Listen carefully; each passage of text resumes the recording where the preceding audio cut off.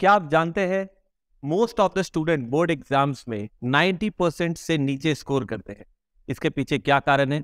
अगर आप जानना चाहते हैं तो हमारे इस वीडियो के एंड तक बने रहें।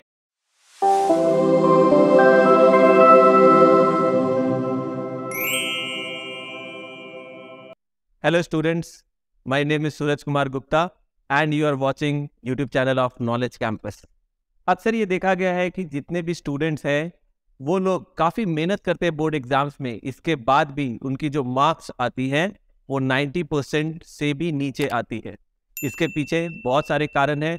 आज की इस वीडियो में मैं आपको 4 मोस्ट इम्पॉर्टेंट रीजंस बताऊंगा जो गलतियां स्टूडेंट्स ज़्यादातर एग्जाम्स के दौरान करते हैं और जिनके वजह से उनकी जो मार्क्स आती है बोर्ड एग्जाम्स में वो उनके एक्सपेक्टेशंस के हिसाब से नहीं आती। और सारे स्टूडेंट्स को लगता है कि हमने मेहनत तो बहुत करी थी, हमने एग्जाम्स भी ठीक से दिया था, पर हमारे जो फाइनल मार्क्स आए वो काफ़ी कम है, इवन बिलो 90%। तो अगर आप जानना चाहते हैं कि वो कौन सी 4 मिस्टेक्स है तो चलिए इस वीडियो को आगे तक हम लोग देखते हैं। सबसे फर्स्ट जो मिस्टेक है जो स्टूडेंट्स अक्सर करते हैं ये है मिस मैनेजमेंट ऑफ टाइम। देखिए, किसी भी एग्जाम में अगर आप अच्छा स्कोर करना चाहते हो तो सबसे इंपॉर्टेंट है कि आपको उस पेपर को कंप्लीटली अटेम्प्ट करना है, यानी कि फुल मार्क्स जो आपके क्वेश्चन पेपर का है वो पूरा का पूरा आपको अटेम्प्ट करना है। जैसे बोर्ड एग्जाम्स में 80 मार्क्स की रिटन एग्जाम्स होती है तो आपको पूरा पेपर अटेम्प्ट करना है, और ये तभी पॉसिबल है अगर आप एग्जाम्स के दौरान टाइम का मैनेजमेंट ठीक रखते हो। बहुत सारे स्टूडेंट जिनकी प्रैक्टिस अच्छी नहीं होती उन्हें प्रॉब्लम को सॉल्व करने में एक्स्ट्रा टाइम लग जाता है। मतलब हर एक प्रॉब्लम के लिए जो रीजनेबल टाइम होता है उससे ज़्यादा अगर बच्चे टाइम ले लेते हैं तो क्या होगा, at the end of the exam आप देखोगे कि आपकी पेपर ही कंप्लीट नहीं हो पाई। तो इसलिए आपकी प्रैक्टिस बहुत अच्छी होनी चाहिए, आपकी लिखने की प्रैक्टिस, आपकी राइटिंग स्पीड बहुत अच्छी होनी चाहिए, जिससे कि एग्जाम्स के दौरान आपका जो 3 घंटे का समय मिलता है उसमें आप पेपर को अच्छे से कंप्लीट कर सको। ये आपके सबसे इम्पॉर्टेंट फर्स्ट पॉइंट है। तो सेकंड पॉइंट है अनयूजुअल मिस्टेक्स।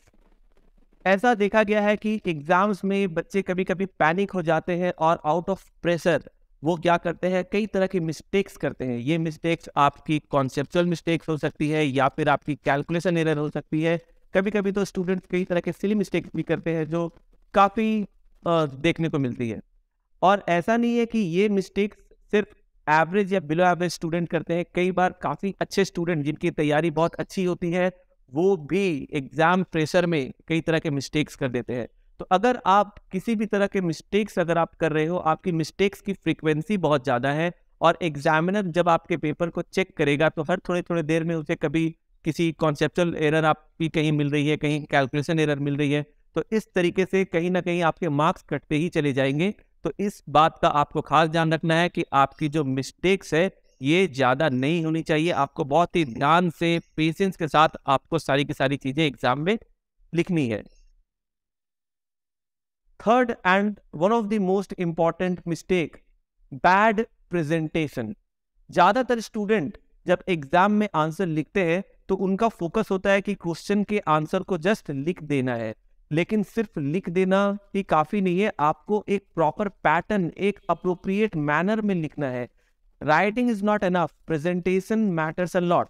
प्रेजेंटेशन का मतलब होता है कि एग्जामिनर जिस तरीके से आंसर को चाहता है आपको उस तरीके से एग्जामिनर को प्रेजेंट करना है। स्टूडेंट्स हमेशा इस बात को ध्यान रखिए कि बोर्ड में आपके आंसर शीट जिन भी एग्जामिनर के पास जाएंगे वो एग्जामिनर आपको नहीं जानता, उनके लिए आप एक स्ट्रेंजर पर्सन हो, क्योंकि आपका आंसर शीट किस एग्जामिनर के पास जाएगा आपको भी नहीं पता और एग्जामिनर भी स्टूडेंट को नहीं जानता। उनके पास सिर्फ एक आंसर शीट होती है, वो आपके आंसर शीट से ही आपको जज करेगा। और अगर आपके आंसर शीट में आपने जो भी आंसर्स लिखे हैं वो एकदम प्रॉपर पैटर्न में, प्रॉपर सीक्वेंस में, स्टेप बाय स्टेप, एक अप्रोप्रिएट प्रेजेंटेशन के साथ, एक इफेक्टिव प्रेजेंटेशन के साथ अगर आपने अपने आंसर शीट को सजाया है, बढ़िया से आपने लिखा है, तो जो फर्स्ट इंप्रेशन आपके एग्जामिनर के ऊपर पड़ेगा आपके बारे में वो काफ़ी अच्छा पड़ेगा। और एग्जामिनर को ये समझ में आ जाएगा कि न कि ये स्टूडेंट सिर्फ पढ़ाई में अच्छा है बल्कि इसने अपने प्रेजेंटेशन को भी काफ़ी अच्छे से मेंटेन किया है और इसने हर एक आंसर को बहुत ही वेल मैनर्ड स्ट्रक्चर्ड फॉर्म में लिखा है। आपके प्रेजेंटेशन से अगर आप अपने एग्जामिनर को इम्प्रेस कर लेते हो तो आप समझिए कि आपका मार्क्स 90 प्लस जाने से कोई नहीं रोक सकता, क्योंकि स्टार्टिंग के 2 से 3 पेजेस में ही एग्जामिनर आपके बारे में एक जजमेंट मेंटली बना चुका होगा।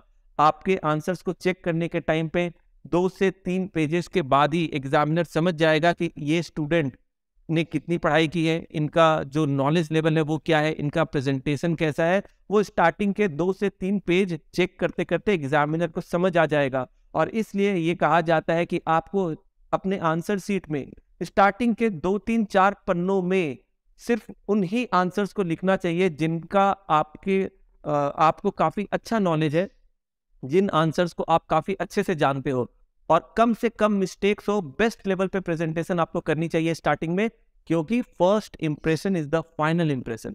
अगर स्टार्टिंग के कुछ पेजेस में एग्जामिनर के माइंड में आपने एक पॉजिटिव इंप्रेशन छोड़ दिया, इसका मतलब एग्जामिनर समझ जाएगा ये बच्चा अच्छा है, इसने अच्छे से मेहनत करी है, इसने अच्छे से आंसर को प्रेजेंट किया है। इसके बाद उस पॉजिटिव माइंडसेट के साथ जब एग्जामिनर आगे चेक करेगा आपके पेपर को, और आने वाले पेजेस में अगर आपकी थोड़ी बहुत कुछ सिली मिस्टेक्स वगैरह भी होंगी, प्रेजेंटेशन थोड़ा सा खराब भी या थोड़ा सा नॉर्मल भी होगा, फिर भी एग्जामिनर आपको मार्क्स बिल्कुल अच्छे देंगे, क्योंकि पहले से ही आपने एक अच्छा इंप्रेशन क्रिएट कर दिया है अपने एग्जामिनर के ऊपर।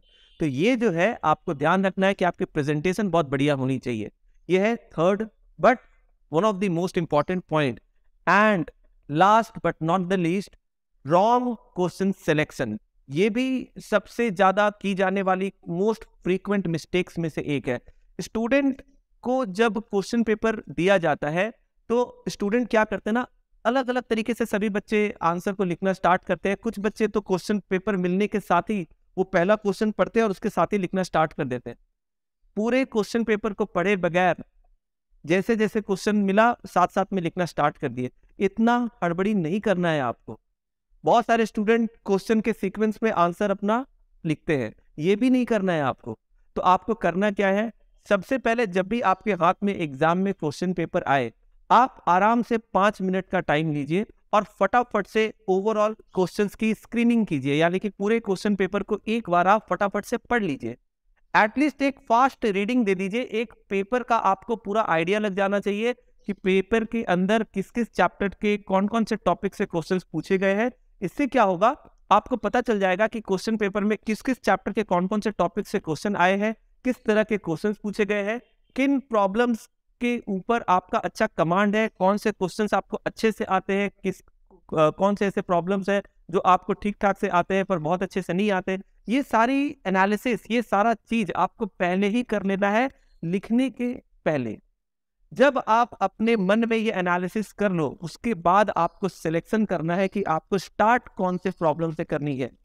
जिन प्रॉब्लम्स को आपने सबसे अच्छे से तैयार कर रखा है, जिनकी कॉन्सेप्ट, जिनकी नॉलेज आपको अच्छी है, जिस क्वेश्चन के ऊपर आप सबसे ज्यादा कॉन्फिडेंट हो, उन क्वेश्चंस के साथ आप अपने आंसर शीट को स्टार्ट करो।